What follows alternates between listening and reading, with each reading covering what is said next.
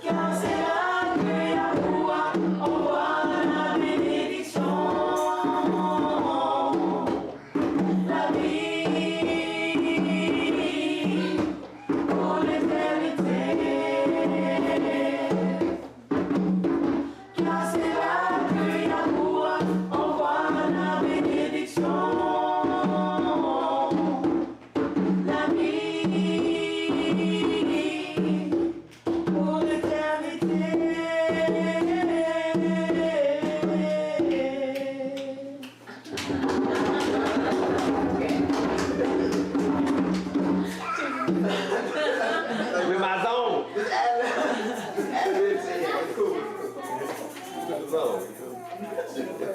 I got to finish this. I'll stop here.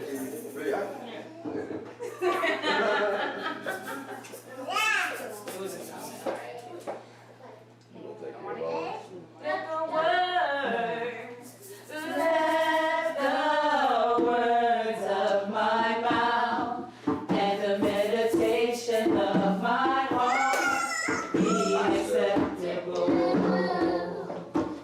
Oh, Yahuwah, my strength and Redeemer.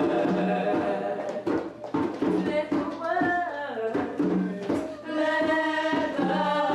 words of my mouth and the meditation of my heart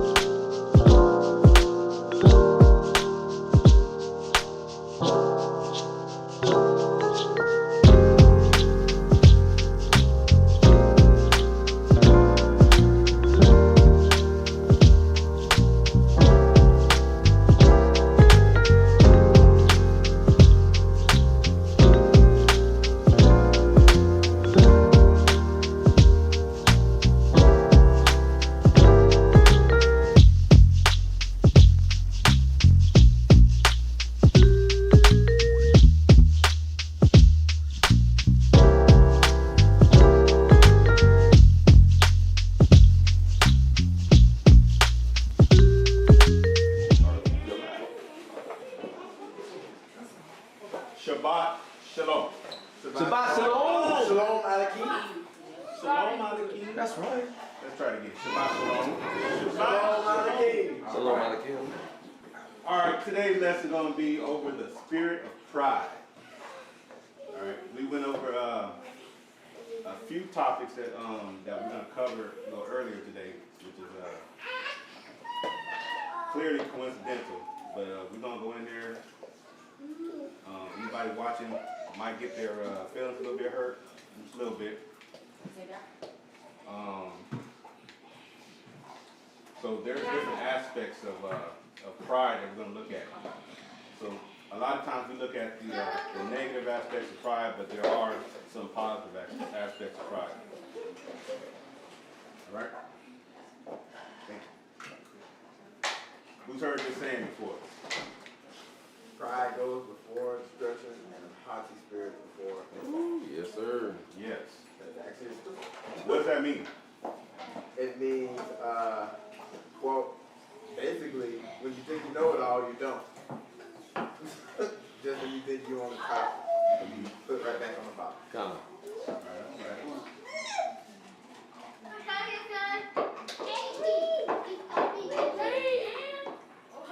All right. All right. It's our mission statement. All right. Ready? 1, 2, 3. We are learning to walk in obedience to the Lord together, building Ahava and Amba from the Ab to the God in Yahuwah to Yeshua in Yahuwah.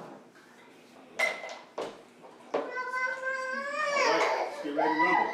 All right, so here are our objectives.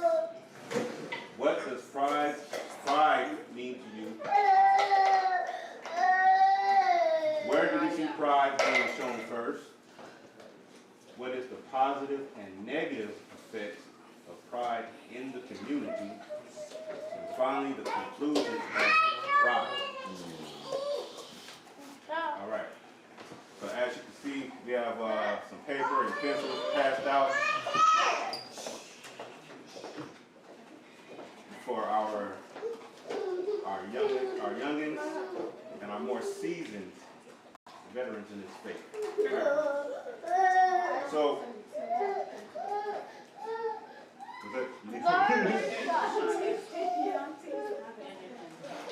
all right. All right, so this is how it's going to work, right? So the first question is, what does pride mean to you? So that's my very first question, right? So I'm going to need some participation. You get some participation points. Not necessarily no money or nothing like that, just points, all right? All right. Huh? Points means nothing. All right, so you get to win. You know, you beat the old people. You know what I'm saying? That means that you smarter than them. That's Right? So we're going to see who's smarter. She gonna mess up her answers. She probably won't. All right. So the first question, what does pride mean to you? Who has a great answer that's unique from everybody else's? What does pride mean to you? Texas. Me? I think really what pride means, like kind of like in the scripture type stuff, is someone who's like really like they're way too proud of themselves, right? They have like how do I say it? So pretty much they say that like say someone they look like really ugly, okay, like super ugly, and they say that they're a 10.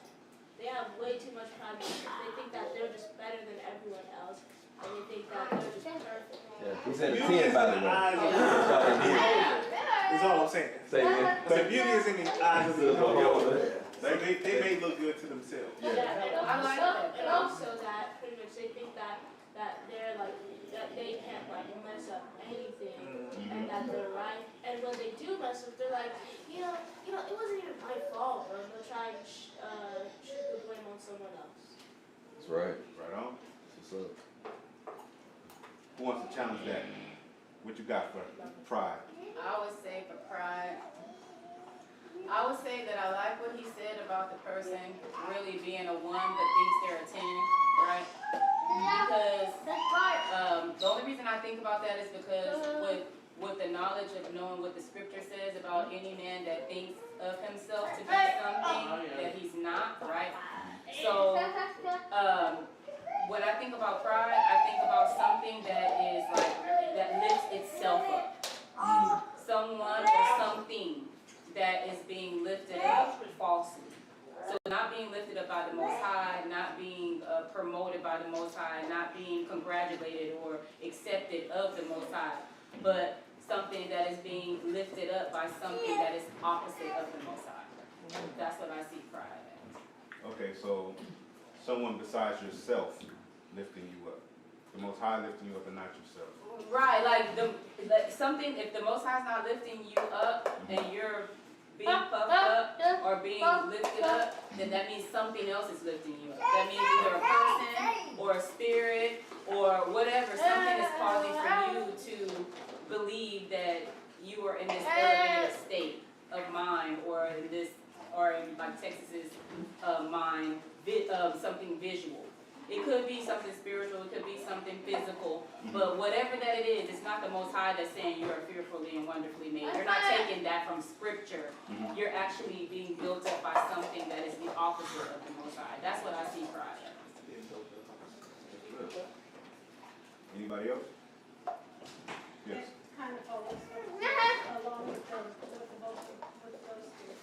Mine, I just put it plainly. I said thinking more highly of yourself or something else than you ought to, and it's having narcissism. Yep.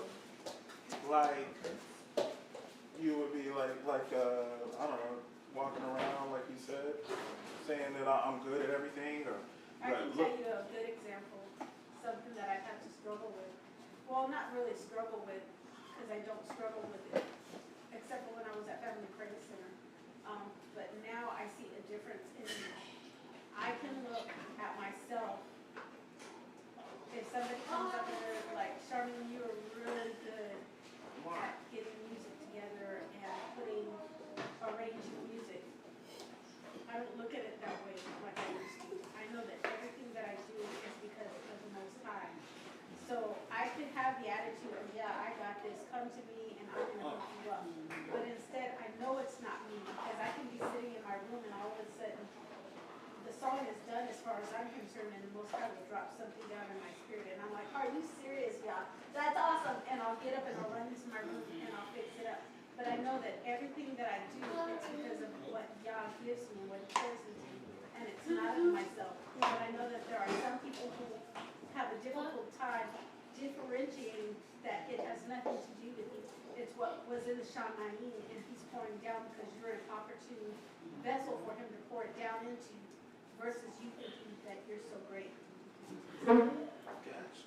Okay, so not being puffed up. Okay, gotcha. Okay, so if you don't know, I'm just saying, you know the story of Jonah when he went to his, when you were told him to go to, I forgot what the land was called. Nineveh. Yeah, Nineveh. And the king there, that's an example of having something happen. Only cares about himself. The only thing he wants to do is eat all day and wear fancy clothes until, because he didn't know of Yahuwah, so he just got, since he didn't know Yahuwah, he just got, since no God can rule over me, I will only rule over myself. Even though I'm the king of Nineveh, I will only rule over myself and not the people. It's just let them do whatever they want to do. That's what's up. Okay. Yeah, that's what's up. Right on. Tell you. For real.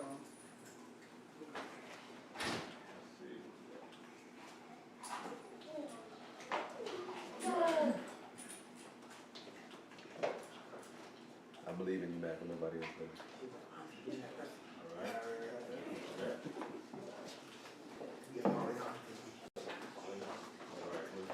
Okay, this is the Hebrew for pride, right?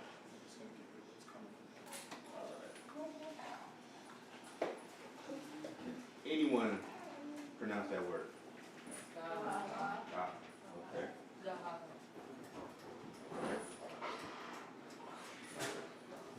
Go out too.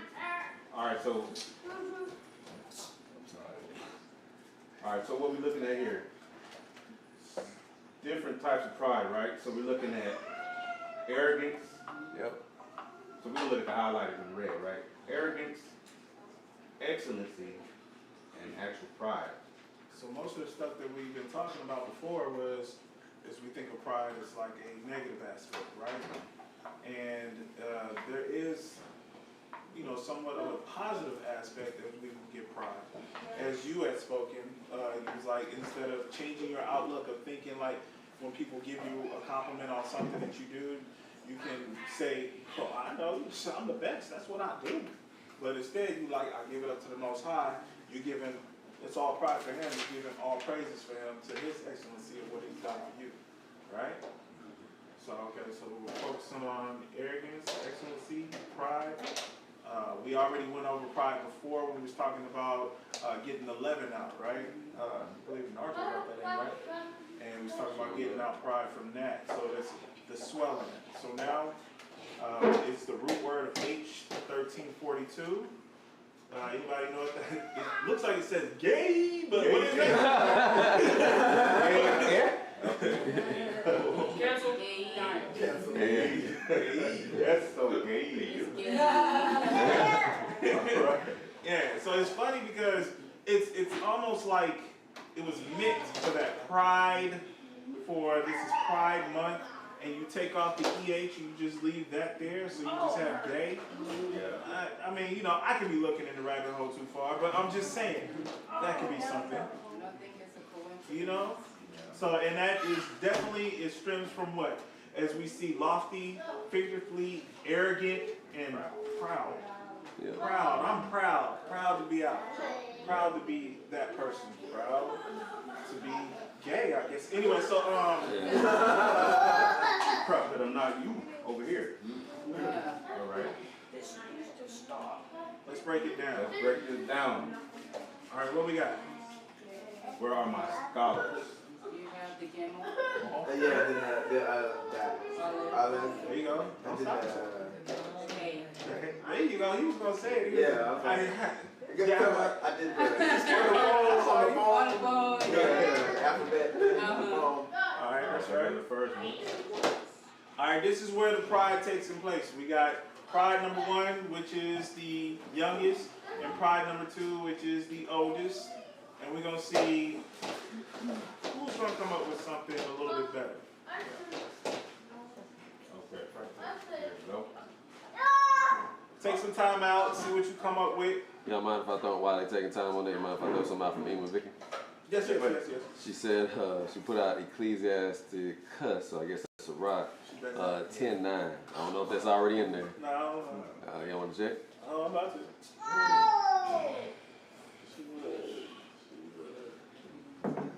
She ain't go here.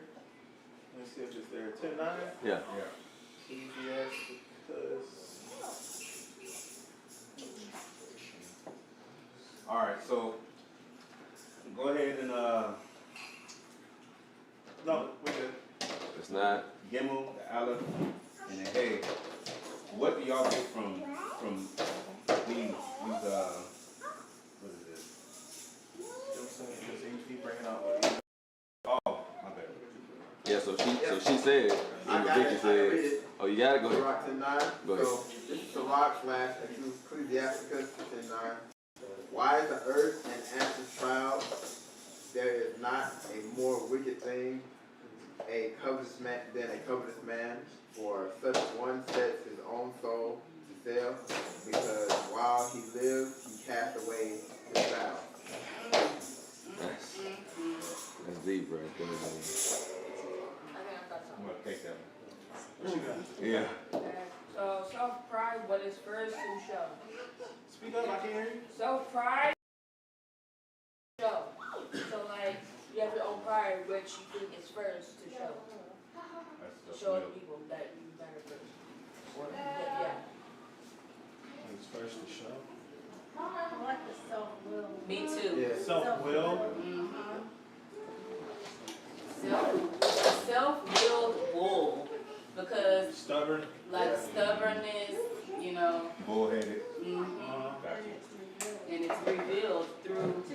Yeah. You would. It's all right though. We still going. That's what I see too. I see like it being that it's a self-will because it's yourself. It's your, again, we talked about whether or not it comes from the Most High being a good pride thing, right? Because if it's of the Most High lifting you up, then it's not self-willed. So the self-willed and then a bull or the leader or strength that is to be revealed. I think that your actions reveal whether or not you have pride and where the pride is coming from. Alright, what you got? I would say pride, the leader to reveal. Say again? Pride, the leader to reveal. So like something like say like a leader does a lot of pride things.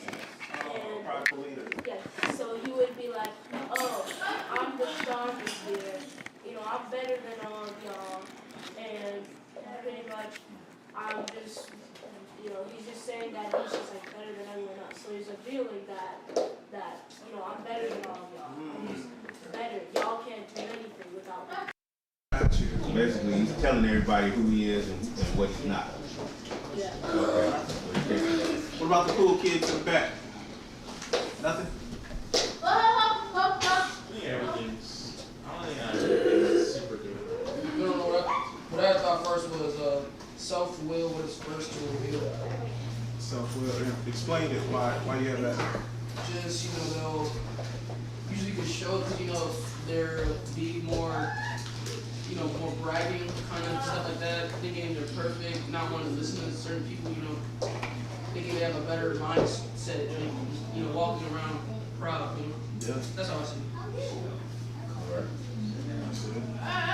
it. Anybody else? Anybody? Yeah, I was thinking like something lifted up by the leader to show or to reveal. Something lifted up by the leader to show what's revealed. I mean, but that has nothing to do with what we're talking about, but hey, word combination. He said a camel strength to behold. But if you think about it with the camel, right? Like if you see how people get on camels, a camel has to submit itself down to be able to, for a person to climb, to get on them. I don't know if y'all seen that before, like how they'll kneel down kinda, and then the person can climb on top and then they'll let them ride them. But if it's full of pride, right, like if you picture that, I can see why they would use a camel. Because a camel, if it doesn't want to go down, then you can't tame it. Like there's nothing you can do, like it's gonna kick, it's gonna move, it's gonna do all kinds of stuff, and the only way, right, and then they have to keep on trying to beat it to make it to go down to where it needs to be. And I feel like the difference between this and a horse is you typically see with horses, they have something for you to just climb on top. A horse doesn't have to bend down for you to climb up on top of a horse. Yeah, but with the camel, right, but with a camel, they literally have to get into that crouching position for you to like really climb and get up there because of the way they shape, all that stuff. So that's what I picture of why in the Hebrew they would use camel, Okay, so like breaking. Yeah, exactly. It's high. So it's called like you break a horse, so you're breaking the pride of that animal to submit so you can ride. Okay, right. Right. Breaking the spirit. There you go. Yeah. Self-will to teach, to show, or behold. So like you have, the pride, and then to teach like other people that you're number one and that you should be praised. That's what you're revealing, is that you should be praised that you're number one. Okay. Alright. Okay, well let's see what we got. A prideful teacher that will behold himself as such. So you have a a prideful teacher or someone who lifts themselves up and they're telling they won't get information from people, right? So you have someone that won't receive anything.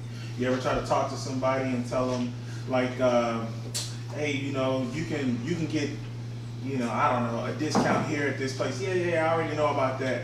Or you try to tell them like, hey man, it's better if you do it this way because, you know, if you have like a sore knee or something like, yeah, I already know about that, but that don't work for me. I'm different. I know this other way. I've been taught this other way. I know way more of that. Or they try to cut you off when you're trying to tell them a story, and they be like, oh yeah. So how'd it go? Oh yeah. So she didn't like you because of this? Yeah. You didn't know how to take her out. Like, no, man, that's not the case. The know-it-all. The know-it-all. You can't tell that person anything because they know everything, and nobody else can teach them anything because you're too dumb or you lack less knowledge. We have a lot of people that are bruised that are walking around that you can't even tell them nothing if you ain't even pronouncing the name right. You know? Yeah. I can't even speak to you. You know, you don't even know his name. That's the sad part about it. It's the same person. It always happens like that, but you have people at your jobs that do the same thing. I can't talk to you. You ain't even been here for 2 months. What can you tell me? You don't know nothing. I flip the best burgers ever. I've been at the same position for 10 years. Well, that means something. You never get promoted. That's great. I like that definition. I will add teacher/leader. Because that reminds me of the leaders of cults. The gurus, they think they Mashiach. Yeah, you go. You know what I mean? And it's like you follow me, you do whatever I'm saying because God talking to me. Yeah. You know, so that's why like That's a good one. That's the epitome in my opinion. That's good. Yeah, that's the epitome. You don't have that word that I give you. You don't have that word. Leader. What did we learn when he was talking about look at my eyes? Is his eyes like mine? Yeah. Funny looking eyes. I got funny looking eyes. Oh my God. Find somebody else that looks like him. Yeah, find somebody that looks like him. Yeah. My uncle, brother. Yeah, exactly. The dude down the street. Yeah. All right, check this out. All right. Where do we see pride being shown first in Scripture? First, numero uno. In the garden. What y'all got? Come on now. What we got? Collaborate. Collaborate. Let's go. Come on. Texas, you got to give it to people. Where do we see pride being shown first?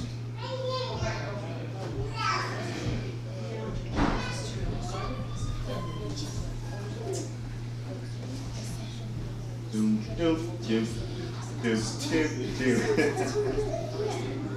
didn't mean to say that. I can't strike though. Y'all ready? All right. From this recording? Who's going to speak for you two?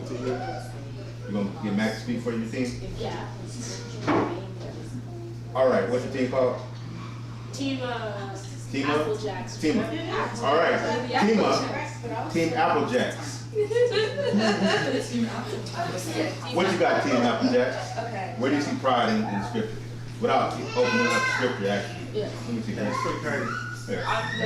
Where your sword at? Why'd you look down first? I know where my sword is. Which sword are we talking about? Okay. I know what you're talking about. Okay, I was just making. Give it to me, man. Give it to me. In Genesis, the serpent telling Eve like, "Oh, trust me, believe me, that just eat the apple, it'll be all fine." Like he's having pride, telling Eve to trust her. You know. Did he steal? Stole ours. He stole y'all's? That's Okay.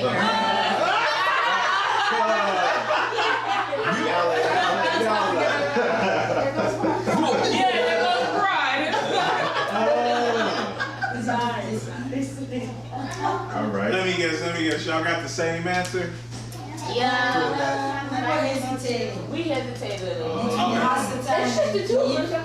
Yeah. Because Hasatan was in in this state for a reason, right? For Right, thinking that right, it can be as the Most High. Mm-hmm. But then Eve is the action of it, right? Yeah. Of like through him using her, she felt the pride of like, oh yes, I deserve this knowledge. You know what I mean? Yeah, and I can feel as that well. and what she believed, and the thing that makes it so prideful is the fact that she believed that God was lying. For me, that's where the pride really came in, because how are you gonna believe that the deity or whatever she thought of him as, what that created you, lied to you and told you that this thing, for what reason? Like even the fact that even just the fact that it's not even that she did it, it's even the fact that she just thought about the fact that, oh, he lied to me, like She didn't trust. right. Like a child. Yeah. Like a child. I mean, she already was made in the image of the Most High. They hadn't been given their clothes yet. They were light beings, so they weren't in the image of the Most High. They could, they had access to him.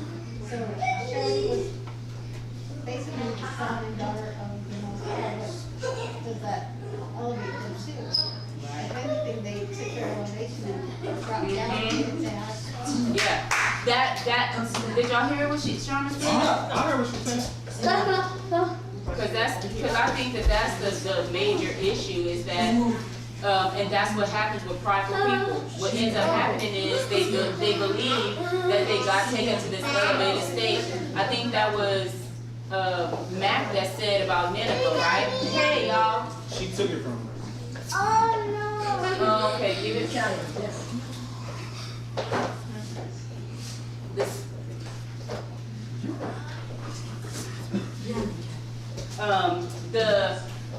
The fact that Gotta work with me about it. Yeah, we had him. yeah, the fact that they that he talked about Nineveh, and then we're thinking about this situation, right? And so she never did go into a better state. She actually went into a worse state, but given the promise of having something higher. And so in her mind, she thought, I'm gonna get something. I'm gonna gain something better, even if I'm only even if I'm only over this little small kingdom, I'm over something. And we see that with leaders and teachers and stuff like that. It's like they'll break up a whole assembly or break up a whole church or break up a whole gathering only to take like maybe like 3 or 4, but to cause division in that assembly or in that church. And think that they're really gonna gain some huge following or something, by them doing that. But they actually go into a lower state than where they were. So that's what I picture. I received that, and to add on to that, one thing that I've noticed too was when she did get called out, what did she do? She said she blamed. She placed the blame on someone. How much more arrogant can you get, right? I mean, we're looking at her, but what about the serpent? Okay, so the serpent, in my imagination, I always thought of the serpent as knowing what was going to happen. But we have to remember, he had no idea what Elohim was going to do.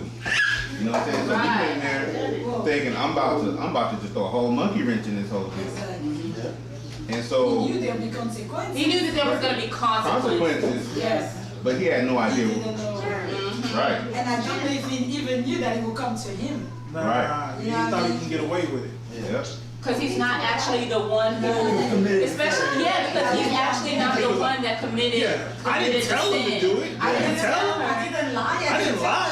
You know what I'm saying? I just said, surely you won't die. You know, right now.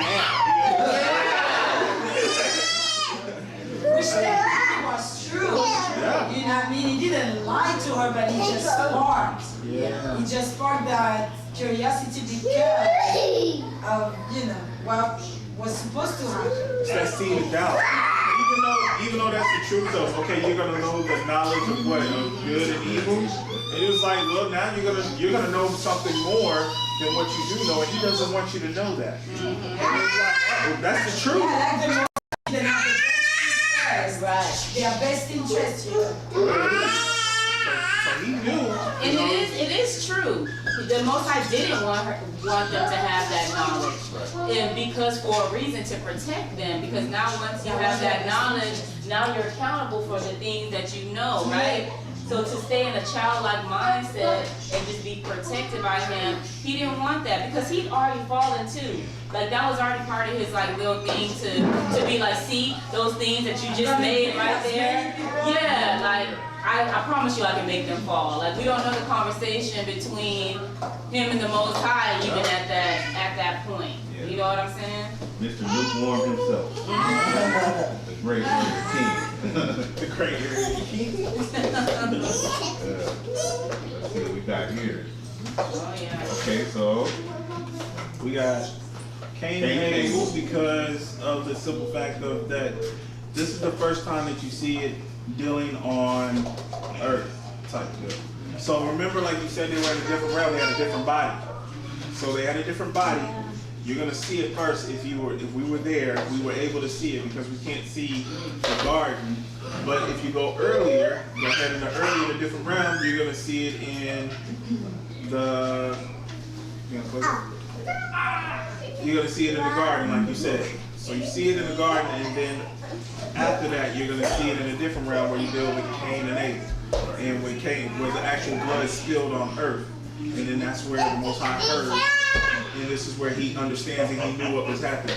So now we see those two aspects. Where do you see where Abel had a sense of pride? If somebody can get Cain. Or I'm sorry, Cain.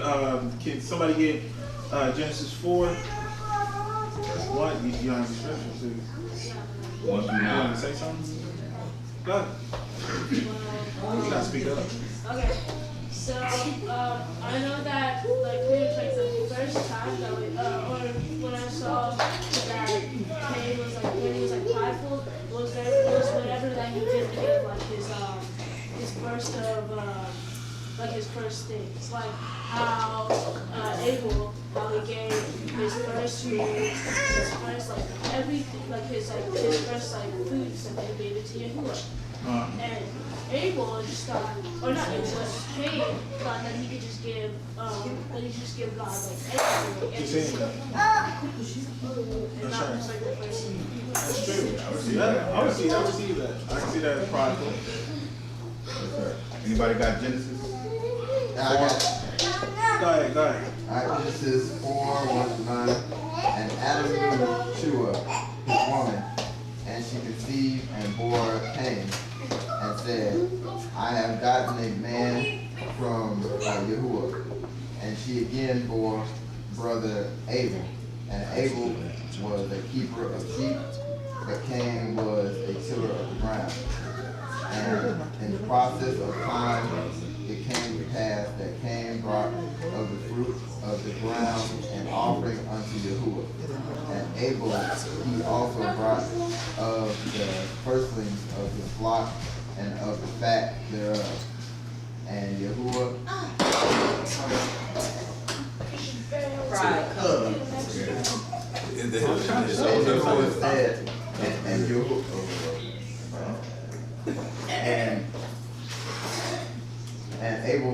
and Abel he also brought of the firstlings of his flock and of the fat thereof. And Yahuwah said, and Yahuwah had respect unto Abel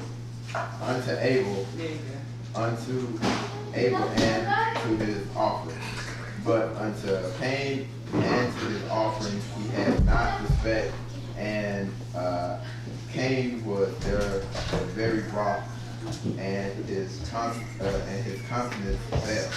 And Yahuwah said unto Cain, why are you wroth? And why is your countenance fallen? If you do well, shall you not be accepted? And if you did not well, sin lies at the door. And unto you shall be his desire, and you shall rule over him. And Cain talked with Abel his brother, and it came to pass when they were in the field that Cain rose up against Abel his brother and slew him. And Yahuwah said unto Cain, where is Abel your brother? And he said, I know not. Am I So that's something where he was like, I know not, am I my brother's keeper? Now you imagine you speaking to your mom and your daddy like that back in the day, or even my children now. I don't know where it's at. Oh really? Am I my brother's keeper? Okay, that'll be the last time you won't wake up until Afros is back in style. It would not happen. Lips be gone. Your lips be gone. Yeah, for you to be so arrogant, so puffed up, to feel like you know, like he doesn't know already what's going on. Yeah. Like he doesn't know what's happening. Like most parents, they're gonna ask a question that they already know the answer to. Right? And best thing to say, hey, I did this. Not to have an arrogant attitude with like, I don't know, you supposed to be the creator, right? You tell me where you at.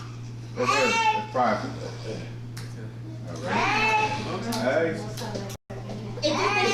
And did they think that? Did they think that they could lie to him? Like that's the thing that blows my mind. Is that you're that close. At that time, remember they said that the Most High was like dwelling with the people. It wasn't so far off the way we feel right now, right? And so like his presence was there, like the very essence of him, just like right there. And you mean to tell me that you're gonna just say, oh, I don't know. Like what do you mean? Like it just one snap. Was there no fear? Was there no? You understand what I'm saying? So I agree. I feel like that pride is a spirit, and that spirit was on him at that time, to where it was on Eve at that time. You know what I'm saying? It was the same spirit that went all the way back to the garden. It's that same serpent. It's that same spirit that was passed down. That spirit that goes where everybody says that we're going to see it, we're going to talk more, that you have this spirit that's been passed down, and you're going to see how everybody has that same spirit that comes all the way back from the beginning. It doesn't end, and it's the beginning of sin. All right?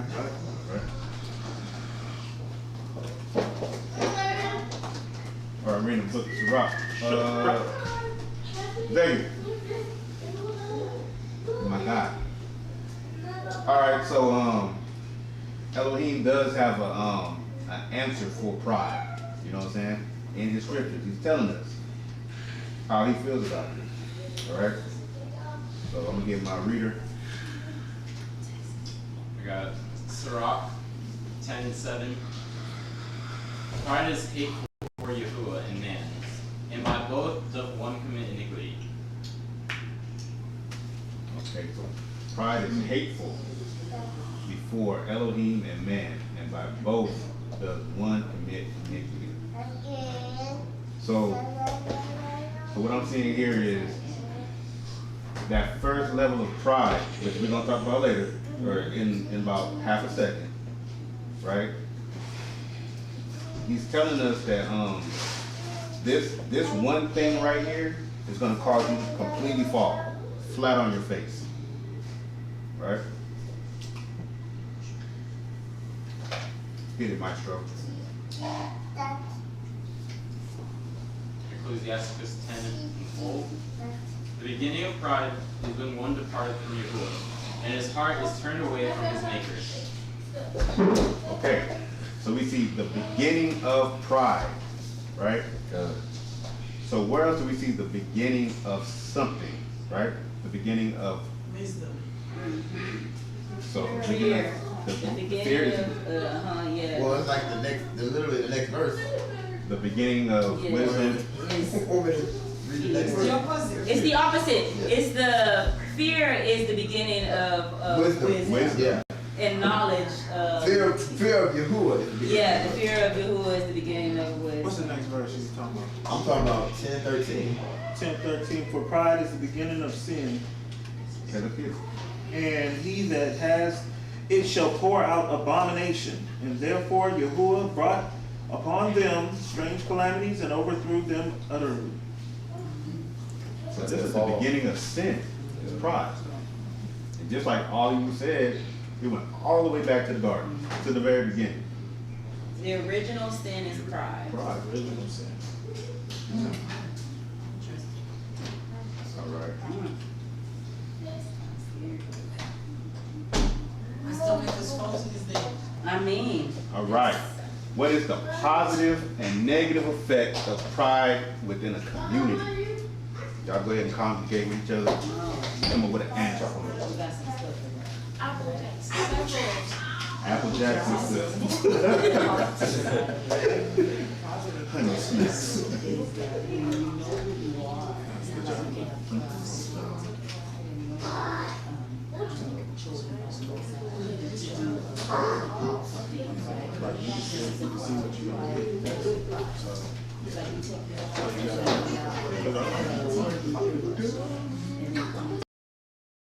You want to see what's going on. That way you don't have to I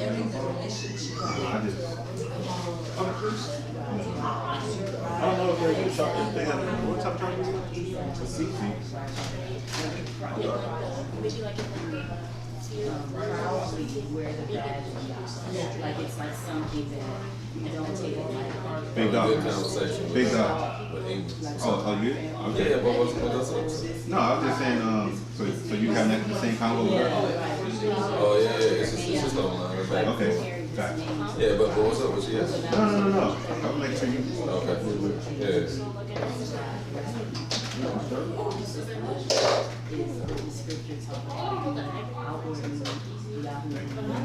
But not inward.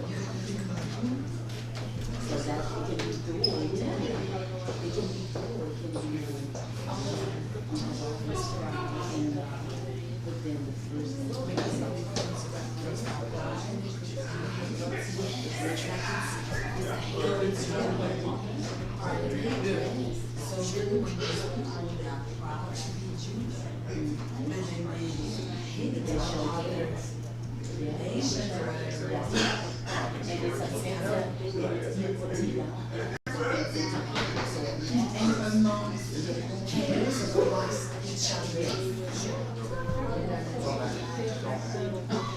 All right, I'm gonna give y'all about 30 more seconds.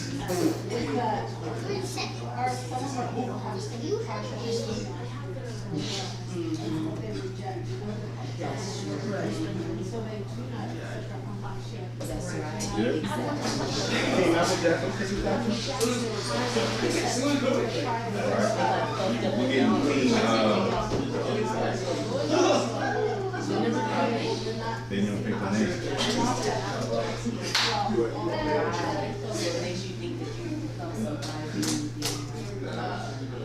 Yep. All right, so this team Applejack, so what team is this? This is Team Applejack. Team Yahoo? Team Oatmeal. Team Oatmeal. Team Ice Cream. Team Grits. And team back there is Team Open Toe Shoe. All right, Applejack, what you got? Alright, so positive effect, let's say you're a leader of an army, right? You would want that pride in you to just keep to focus, go straight forward, and to motivate your soldiers. So you're instilling pride into your troops. Yeah.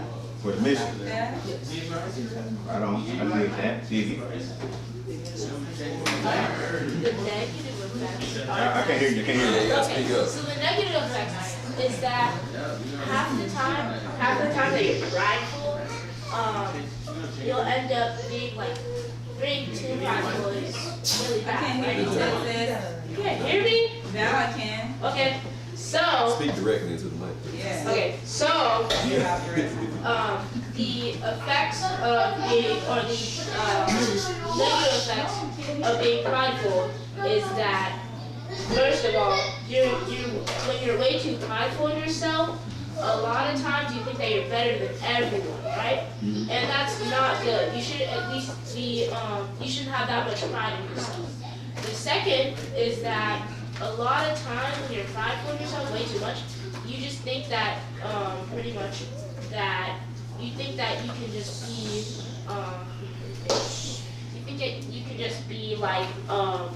that you can order everyone around just because you're that prideful. And you think that that you're just like so awesome, amazing, and that you're so funny. That's what like people that are so prideful in themselves, that's what they think that they are. They think that they're just like the best people in this whole entire world. And that doesn't make any sense. Like, they should have some realism in themselves. Okay. I like that. Team oatmeal, team of wheat. What we got? Who's speaking for the team?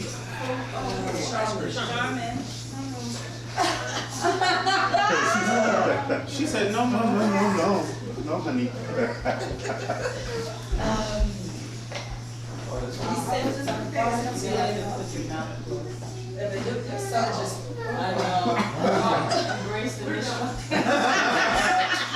Positive is that we were saying that when we find our identity, it's a positive pride through the Most High, and among us, like repairing relationships and trying to become in unity. Okay. The negative, we were talking about the camps when they say like you're gonna lick my boots. That they're proud of to be Yahuda, but the image that they project, it's an image of hate. And we just read pride is hateful, right? So it goes hand in hand. So That's what I'm talking about. All right. Team Blacker Barrel. All right. Speak on it. Just making sure. So what we discussed was that a positive could be that you can take pride in one another and you can lift each other up. Where you have a backing of another person. So like if you have a community and somebody takes pride in you, you can expect them to put time and effort into you because they believe in you. A negative that we talked about was that you can have pride in yourself as well, but to the point to where it's not in a sense of confidence, but more in a sense of I'm better than others. And then at that point, that's whenever you start believing that you're above what the Most High commanded for us.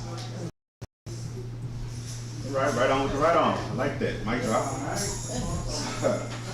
You good? Yes, sir. Anything else? Something about the camera. All right. So anybody who's known me longer than a day Camera's knows. going in and out of focus. Oh yeah. Anybody who's known me longer than a day knows that I'm an avid dog lover, right? And the only cat that I love is the lion, right? So now we're gonna go into the lion kingdom or the lion tribe and see how closely their lives and how they live in a pride or a community reflects on us as people. We're gonna get the Lion King. No, I'm joking. Simba. You got it. All right. Lions is a family unit first. All right. So what this is saying is basically of all the big cats, right? The lions are the only ones who have a sense of family and camaraderie and community, right? And so that's what this is saying, like, it's a family unit first. Because there's other cats that are faster, of course, right? Some that are even, of course, more agile and a lot stronger. So why would the lion be the king? Because it's the only one that actually has a pride. It's the only one that has a pride. And that's it. You don't see a pride of cheetahs? No. You don't see that. A pride of pumas? You don't see that. Jaguars, mountain lions, cougars, whatever you want to call them. Right. It's the same animal. Yeah. Same team. It's a tan cat. Yeah. All right, man. Yeah. All right. The hierarchy: male and female cubs are to honor thy mother and thy father. So, where do we see this, Matt? Honor thy mother and thy father. Ten Commandments, right? But it's also in Ephesians 6 as well. It's one of the first three verses. He said it's in Ephesians 6, and it's one of the first what? 3 verses, 3 or 4. 3 or 4 verses. Well, let's see. Yeah. And it says, first one, Ephesians 6, children, obey your parents in Yahuwah, for this is right. Honor your father and your mother, which is the first commandment with a promise, that it may be well with you, and you may live long on the earth. All praises. I like that. So I'm saying, he got whooped into that one. He knew that script. That didn't happen.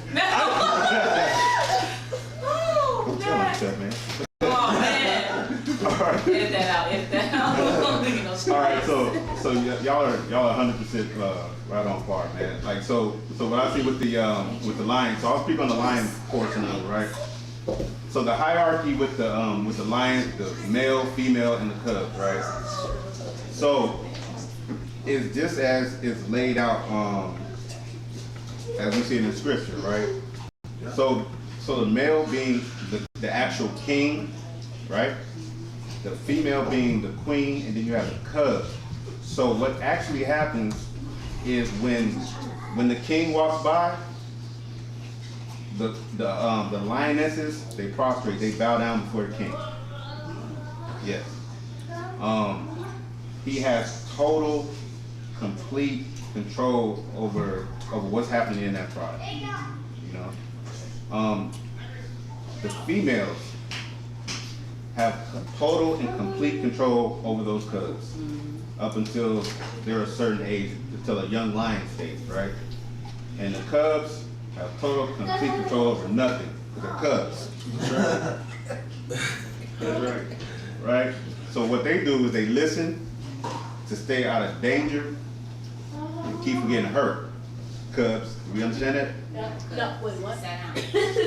A cub needs to sit down and stay out the way so they don't get hurt. Yes. Right?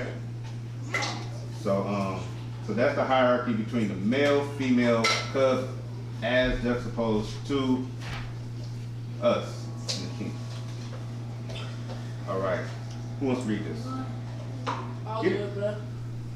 Matt, you got it first. Females are to raise the children, and have sisterhood with other females, provide the meals, submissive, and reverence towards their husbands. Okay. So, King Oatmeal, what do we see here? That's us. The ice cream. Oh, your ice cream. My bad. Yeah. Ice cream is sweet. I like Ice cream, that's open-toed, and this is open toe. Okay. Jacks or whatever. Applejack. Team ice cream. What do y'all have? Well, I'm just gonna say one thing and then I'll let my sisters Right on. lead. Females are to raise children, have sisterhood. I can see where Campbell just loves this. Just love that. I'm sorry, they would just love to see that. Females are to raise the children, have sisterhood with other females, providing sisterhood. I can see it, I'm sorry. Oh, you're talking about sister. Oh, it's your sister. Yeah. Yeah, because that's why I was like, who's skating on thin ice? Hey, we talking about the animal kingdom, man. We talking about the animal kingdom. No, even the animal kingdom is like 4 to 1. If you look at the one, do you not see what it says up here? Do you not see that? Here you go. But it says husbands. Y'all got sisters that didn't, don't we have even outside? Is that not sisterhood? Is that not sisterhood?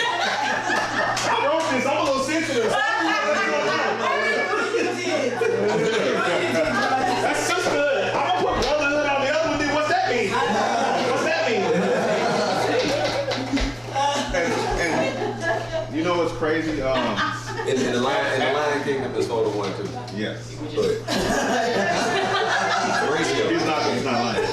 It's like 12 lions.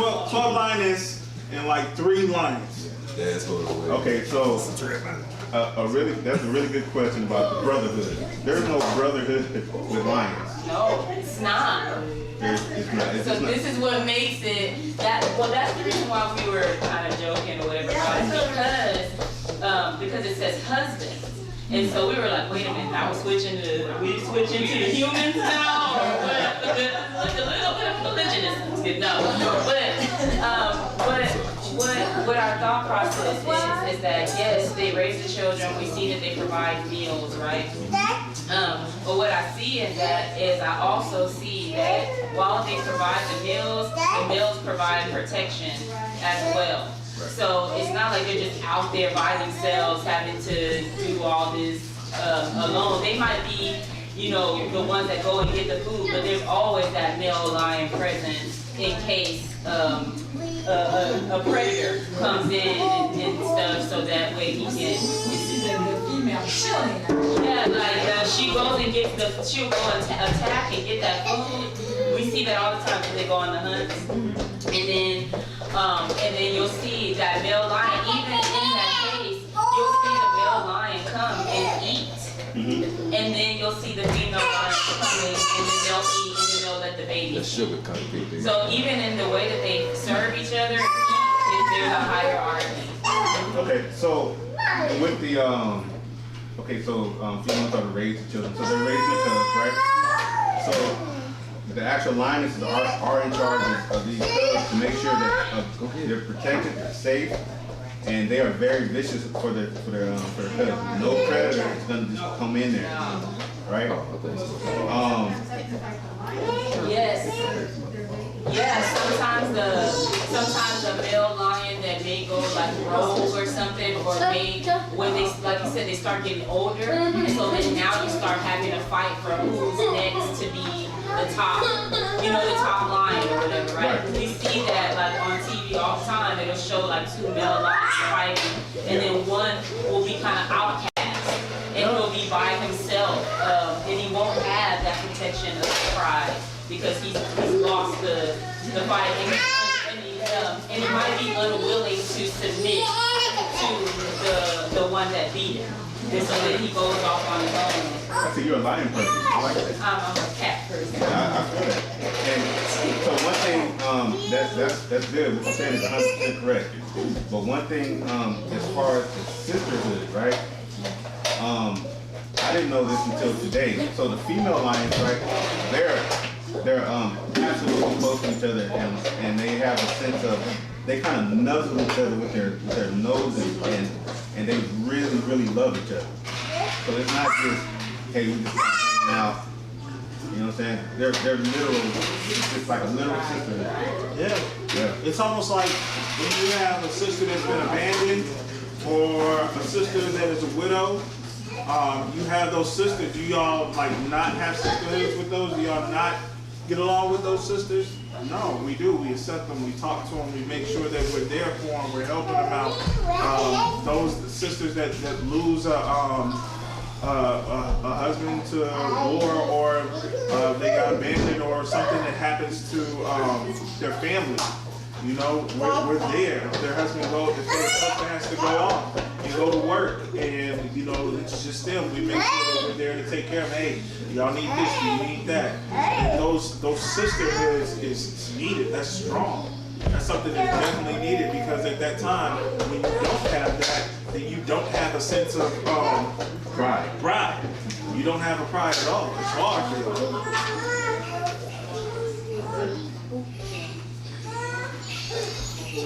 All right, so the next one.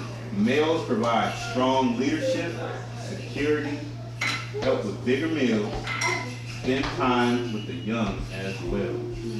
Right? Let's say open toes. What you got back there?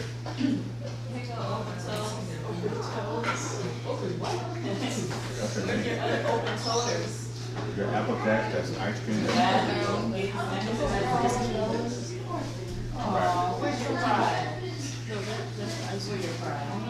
So once again, males provide strong leadership, security, help with bigger meals, spend time with the young as well. So right now, y'all are the y'all not cubs anymore, y'all are young lions, right? So as a young lion, this is what you have to look forward to one day be a king of your own pride, right? So explain to me what strong leadership, security, and helping with these young and helping with these meals look like.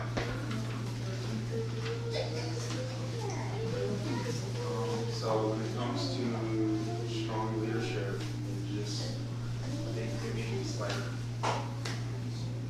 more so just being capable, like being capable of making sure that what needs to be done gets done. So like have a household that should put out like an expectation of like how things should be. And kind of read how the expectation is supposed to be. Security, obviously, you're supposed to, protect your wife and kids. You're supposed to provide for them. And, bring up your seat after you.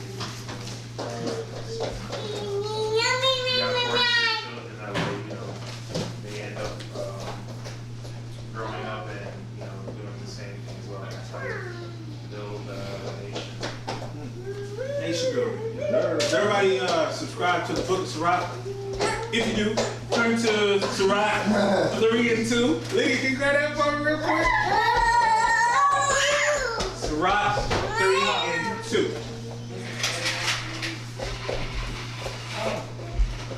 It's a good script.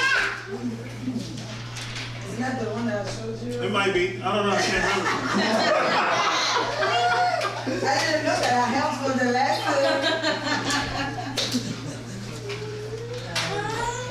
Sirach, also known as Ecclesiasticus 3 and 2. For Yahuwah has given the father honor over the children and has confirmed the authority of the mother over the sons. For Yahuwah has given the father honor over the children and has confirmed the authority of the mother over the sons. So yeah, it's just a little something where we go back to, they make sure of raising the children and making sure that, of course, the father has the instructions, but the mother to make sure that the law of Yahuwah is still being taught. There's scripture that says that. If you don't agree with it. No, I agree with 100%. I think that that's a good word.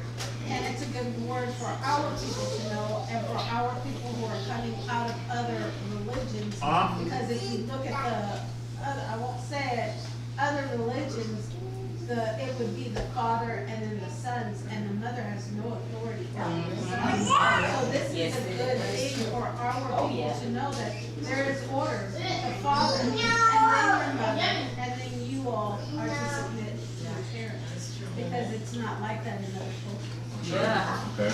Even when they get older, even when the sons get older, they're still, even when the sons are older, there still has to be reverence for the mother. Because I know that there's a scripture that talks about not grieving your mother, especially when she's getting older. So there has to be, but what I see here is that it's established by the father. Because if it's not established by the father, then it doesn't happen. So if the father doesn't say, in everything that your mama says, you better do, Texas. If this is something that is said, then that should be law, period. Like that should be it. If I say something, he should know that that's coming from his father. That's right. It's like your father. Right. It's as if your father gave you that instruction. And like for instance, if I was to tell Xavier, hey Xavier, tell the children A, B, C, and D. They should view it as still coming from their father. Because I said it with permission from the father to give to him. So the authority should always be set there no matter who's giving it. Like doesn't matter who is coming from. It could be another child, the oldest male or the oldest female child giving instruction. It should still, it could be Texas heard it from his right, father. exactly. It's exactly. That's what I mean. His father said it, it's he mentioned it, his dad told me. Right. The authority shouldn't change because of the age or the gender. That's what I'm, but it has to be established, and if it's not established, it just doesn't work. Now, he can't just go up and say, hey, you can act like this. Right. And I believe that it should be an honor for you to honor your mother and father. So you should take, if you want to take pride in anything, it's like, my mom, she's this, my father, he's this. That's honor, right? All right, so from the line aspect of it, right? So males obviously provide strong leadership.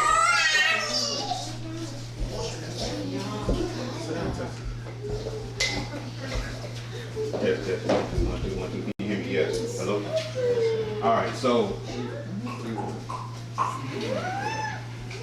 males provide strong leadership within a pride, right? So if you look at a pride and you look at these males, you're gonna see them lounging around, and it looks like they're kind of like aloof and just kind of like doing their own thing, right? But they are completely responsible for walking that perimeter to make sure no other, no threat comes to their pride. Yes, because then they spring into action, and it's very, very vicious what happens, right? That's the leadership, that's the security, and when it comes to helping with the bigger meals, so typically the lioness is smaller, way smaller than the male, and it goes for smaller game. But like when you're talking like elephants and giraffes, or just like very strong prey. That's when you get the male lions typically get in there and knock that down, And they also spend time with the young as well. So a lot of times the young cubs, it looks like they're playing around, but they're actually in training. They're in training for a hunt. The entire time when they're playing, that's what they're doing. Right.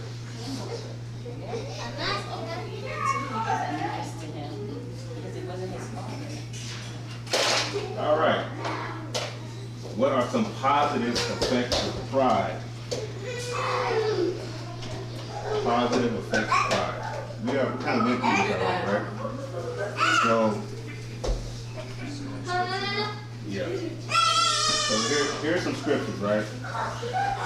So, you all can write these down. I'm just go through these real quick.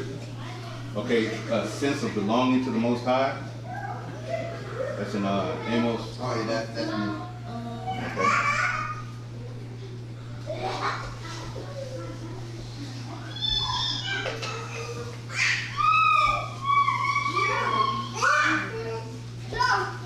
Take your time.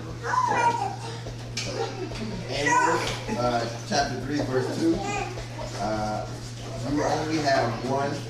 You only have, I know, of all the families of the earth. Therefore, I will punish you for all your iniquities. Amos 3, verse 2. Okay. You only have known of all the families of the earth. Therefore, I will punish you for all your iniquities. Okay. So the Most High has basically claimed that he said, hey, you're my children. I see everybody else outside acting a fool. But when you get in the house, I'm getting you first. Right? All right. Children, honoring thy mother and thy father. Exodus 20:12, Leviticus 19:3, Ephesians 6:1-3. Xavier. Exodus 20:12. I'm sorry, can you get Leviticus 19:3? So Exodus 20:12. Yes. Honor thy father and thy mother, that thy days may be long upon the land which the Most High thy Elohim giveth thee. All right. Leviticus 19:3. Yes, sir. Leviticus 19 chapter verse 3. Ye shall fear every man his mother and his father, and guard my Shabbat. I am Yahuwah Elohim. I think we just saw the mother come before the father one time, what? Yeah. We did that, right? Lisa, can you get on Ephesians 6:1-3?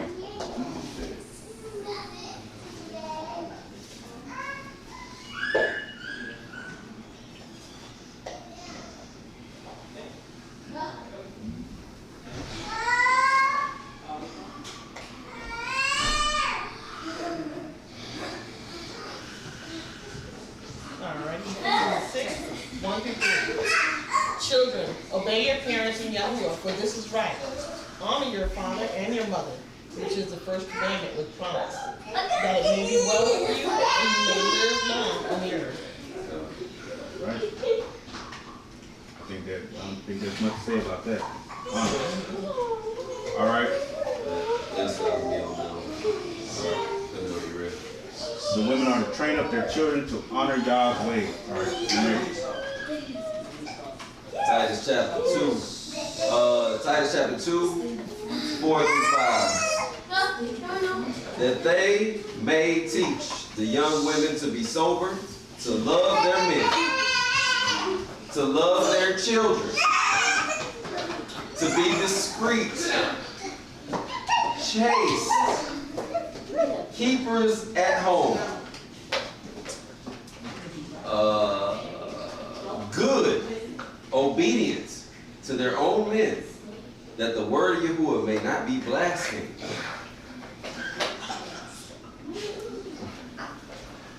All right. So that's So that's a heavy responsibility for our women, right? Yeah, it is. It's a heavy responsibility, man. And as a man, I myself I respect y'all for that, because that's a heavy load. It is. Heavy load. All right, let's look at this next one. Men, leave the home and find their wife. Proverbs 18:22, Ephesians 5:31. Let's see who can get that for me. Let's see. I'll get Proverbs 18:22.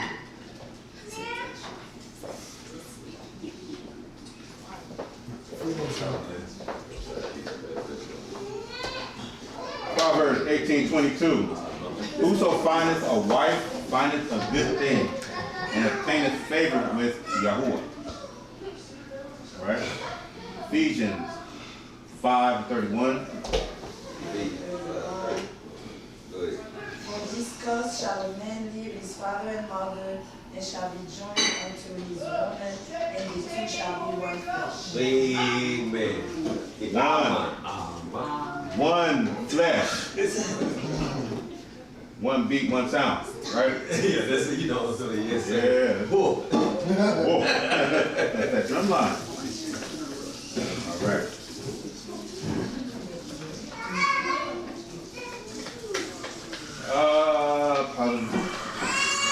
Oh, okay, this continues. Positive effects of pride continues.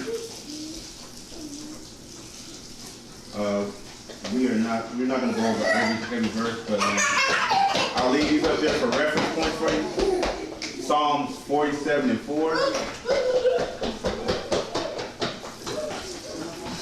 He shall choose our inheritance for us, the excellency of Yaakov, whom he loved. Selah.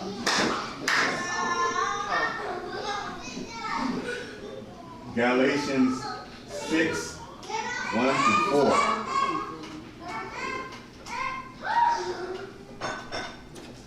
Matthew 3:17.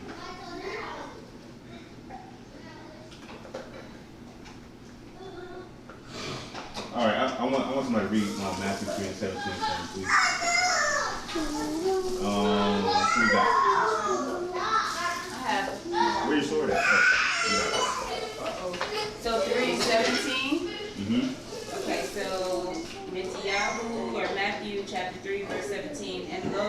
voice from heaven saying, "This is my chesed," which is, beloved, in whom I am well pleased. Right. Now that's the ultimate pride and love of a father for a son. And we're seeing that in scripture, right?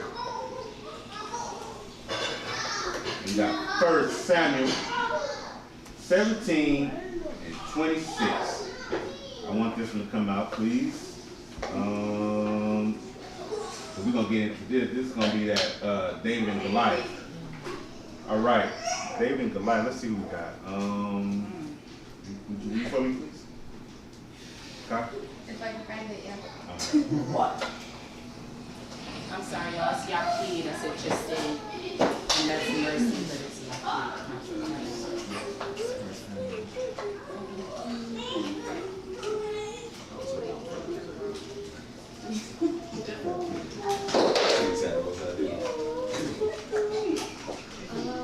And David spoke to the man that stood by him, saying, "What shall be done to the man that kills his hellish teeth, and takes away the reproach from Yasharel?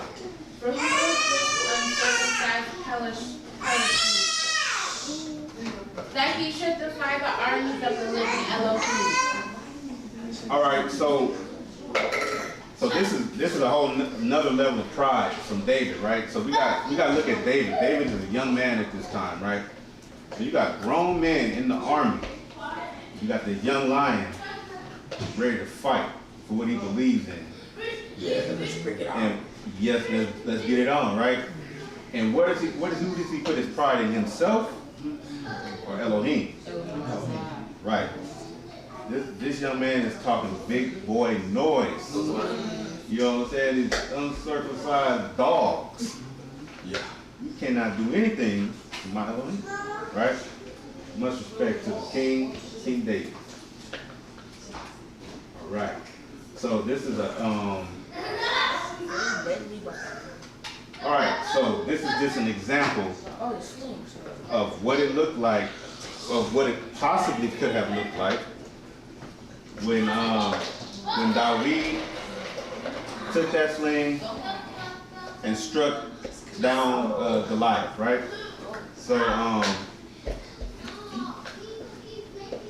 this is just a demonstration, but just imagine, just in your mind, put all that passion and that love you got for your Elohim and for your people, and the fact you do anything to make sure they're safe and they won't go into any kind of captivity. And so you're gonna see this young man do what he do, and just imagine it on a whole nother level when you're fighting for a nation. Okay? Go ahead, press it again, press it up to the right. But even at longer range, gunfire would not have been enough to tip the balance in favor of the Spaniards, because the Indians had a deadly countermeasure. The sling. Fairly lethal if you're an armored. Yeah. In the face, break the cheekbone, put him out of commission. In a battle, there have been thousands of these. So I think all in all, excellent weapon. The Aztecs used uniformly rounded clay balls and stones as projectiles for the sling. These traveled at more than 240 kilometers per hour. Their consistent size and weight made them accurate and deadly. Yeah. Take a look at this. It's a very simple technology. A string sling made out of agate fibers, several simple knots. It's the only construction. This replica was made in about 30 minutes, start to finish. And anyone could make this. It was a simple knot, simple technology, but you see how terribly lethal it was. The simplicity of these weapons gave the Indians a considerable advantage. Anyone who's seen these 500-year-old weapons in action would agree. Especially in terrain, like you're not seeing a bullet, you're not seeing a clay ball. Right. You did. That's clay, but David picked up what? A rock. Stones. Yeah. Okay, so you see how that gentleman, he was just casually just swinging that thing as hard as he could. Now imagine you fighting for your mama, you fighting for your brother, you fighting for your daddy, you fighting for everybody that you love. with how much passion you swing this thing. And so for anyone who says, how is it possible that a young boy with a sling can knock down a giant? There you go. That's how. Because he had the Most High. And you had the Most High. That's, the Most High is the ultimate steroid in that arm. Yeah. Yeah, because he could have been like, and it could have been like, yeah. He would have missed, like he didn't aim right. Exactly. Yeah, absolutely. This way, left. Yeah. All right. All right, the negative effect of pride. Let's see what we're talking about. Okay. Yeah, we're not gonna read all the chapters. We have the gist of what happened with Korah, right? And Dayton. Yeah. And then the Bible. Yes, don't forget about him. We always forget it. We only. Hey, you said that in them. So when you say in them, we already. In them. In them. Yeah. Yes, sir. Lamech. Who knows about Lamech? Oh yeah. Everyone knows about Lamech? He's the first brew to have multiple wives. As it accounts for a negative effect. That's a bad situation. This is a bad situation. All right. That's a bad sticky situation. Or give me Genesis 4:23 and 24. Well, I mean, it's not It didn't 4. end well. All right, but 4, Genesis 4:23. Yeah. And Lamech said unto his woman, Adah and Zillah, hear my voice, ye women of Lamech, hearken unto my speech, for I have slain a man to my wounding, and a young man to my heart, or to my hurt. The Cain shall be avenged sevenfold, truly Lamech 70 and sevenfold. Okay, so this is ultimate negative effect of pride, right? So the Most High. So remember when Cain was talking to the Most High, he was like, "Hey, you send me out there by myself, somebody gonna kill me, right?" And what the Most High say that 7 times. So Lamech, in his own pride, says, "Well, if you gonna do this for my grandfather, great grandfather, hey, 70 times 7 for me." But did he get that word from the Most High, or did he just put that on himself? He put that on himself. He put that on himself. Making up your own stuff. Yep. That's what he meant. Not just that. And Jazzy Bell. Submissive one. That's the submissive to the 10 power. Well, the other direction. The negative effects of submission.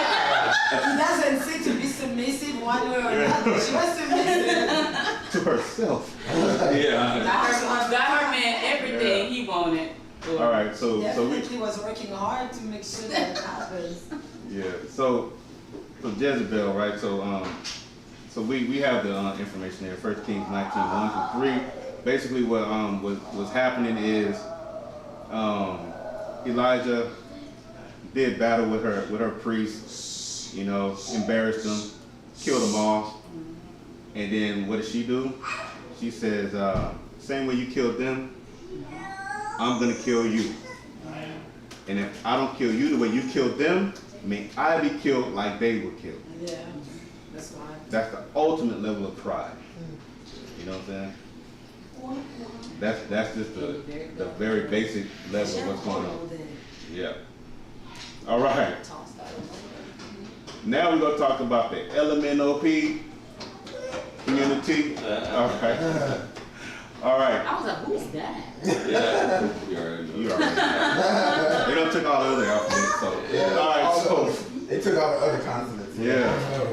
1 John 2:15-17. Isaiah. Thank you, brother.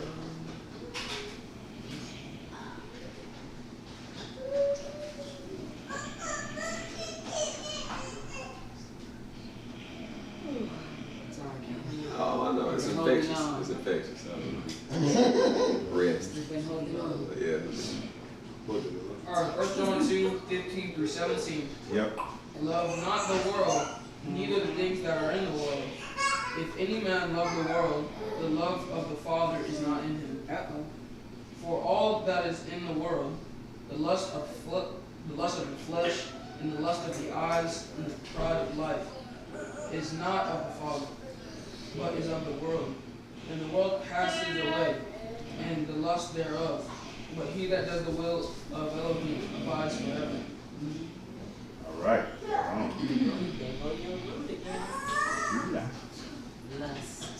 Yes. All right.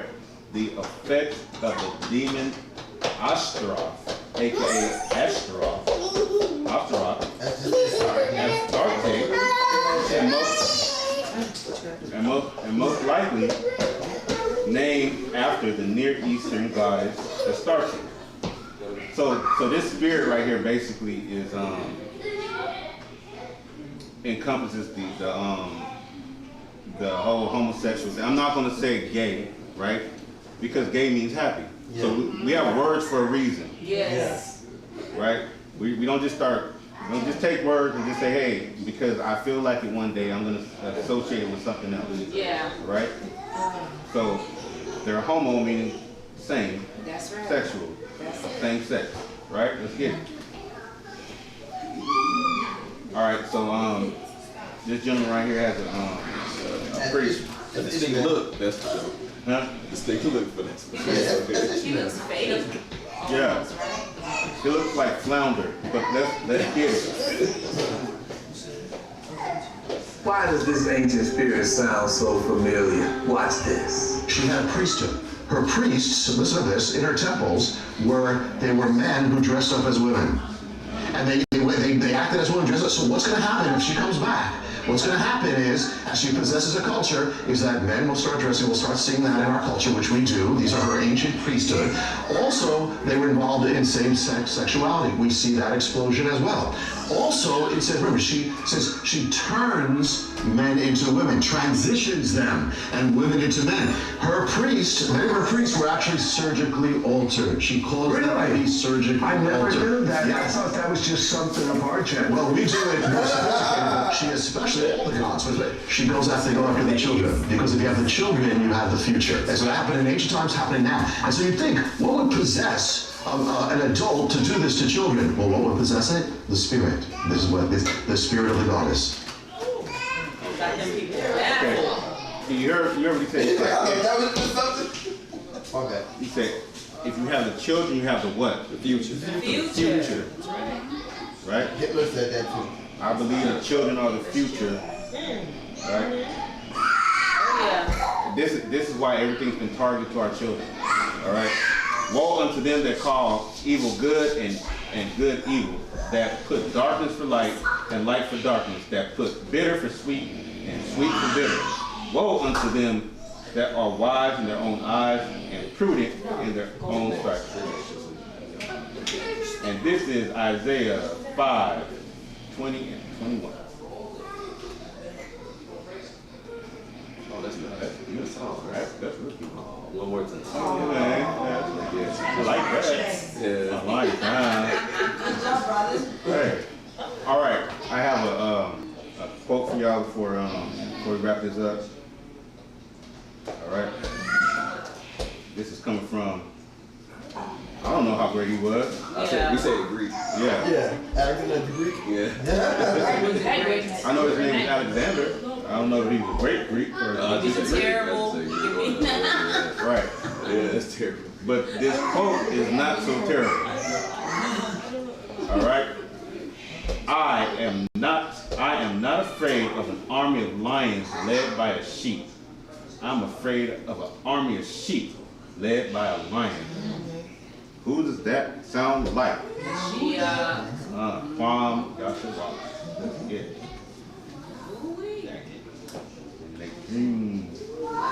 So rock. 10 and 18. Who wants to get that for me? That wasn't even Vicky's. No, she didn't. She didn't. 8. I think she said 10 and 8, right? Sorry, Yeah. Chapter, Sirach chapter 10, verse. You got it? Yeah, I got it. Go ahead.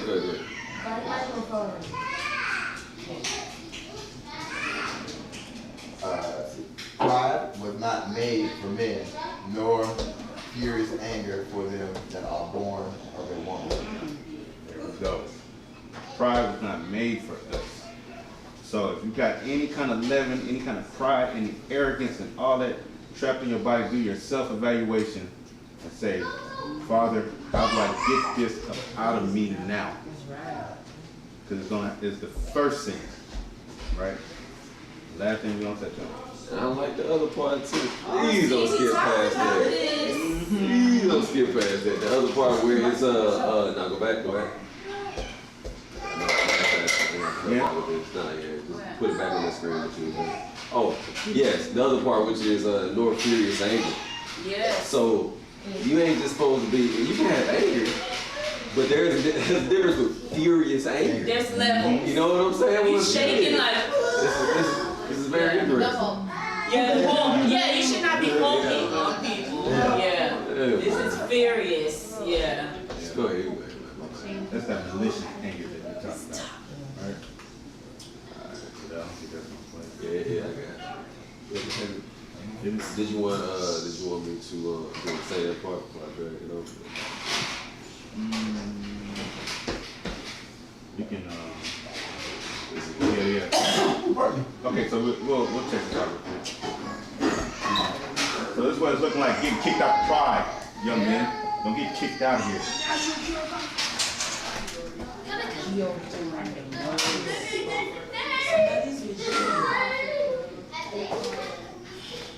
Shout out to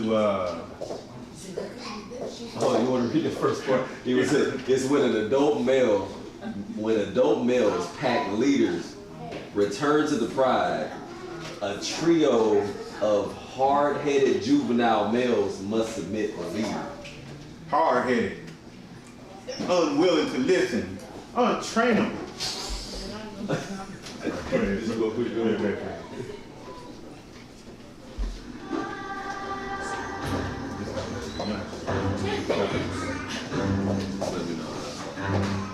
The pride male's presence continues to intimidate the youngsters.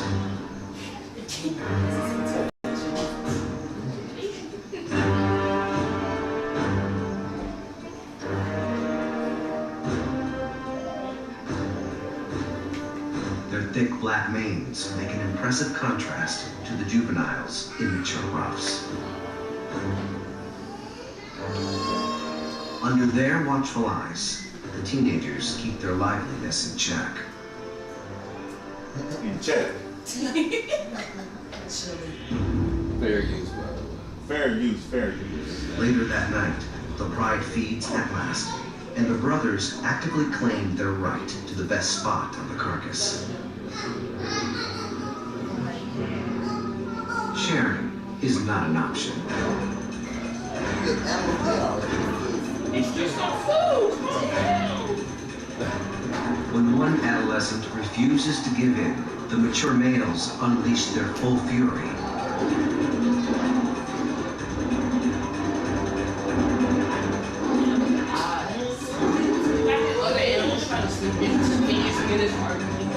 There's no turning back.